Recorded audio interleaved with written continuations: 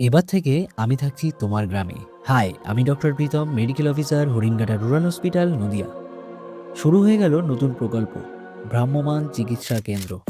এর ফলে আমার মতো শুধু ডাক্তারই নয়, গোটা হাসপাতালেই পৌঁছে যাবে তোমার পাড়ায়। রক্ত পরীক্ষা থেকে শুরু করে চোখ, ইসিজি থেকে ইউএসজি, পুরোটাই হবে এখানে। আর ওপিডির পর ওষুধও মিলবে এখান থেকেই। আমি আসছিলাম বিজরা গ্রামে। প্রাইমারি স্কুলের ভেতরে চলছিল আজকের মেডিকেল ক্যাম্প। রোগীর ভিড়ের মাঝে একটু জলখাবার খেয়ে নিলাম। গ্রামে আমাদের খবরটা ছড়াতে একটু দেরি হওয়ায় রোগীর ভিড় দুপুর 12টার পর থেকে শুরু হয়। স্কুল বলেই দু একটা বাচ্চাও উকিঝুঁকি দিয়ে দেখছিল ব্যাপারটা কি চলছে। এইসবের মধ্যে পঞ্চায়েত প্রধান দেখতে এলেন আমাদের কোনো অসুবিধা হচ্ছে কিনা। ওপিডি শেষ করে রিপোর্টগুলো তুলে আজকের মতো ভ্রাম্যমাণ পরিষেবা শেষ করলাম। আপনার পাড়ায় শুরু হয়েছে? না হলে আর দেরি নেই, কয়েকদিনের মধ্যেই শুরু হচ্ছে। এই রিলটা সেভ করে রাখুন আর আপনার পাড়া প্রতিবেশীদের সাথে শেয়ার করুন, যাতে সবাই খবরটা আগে থেকে জানতে পারে।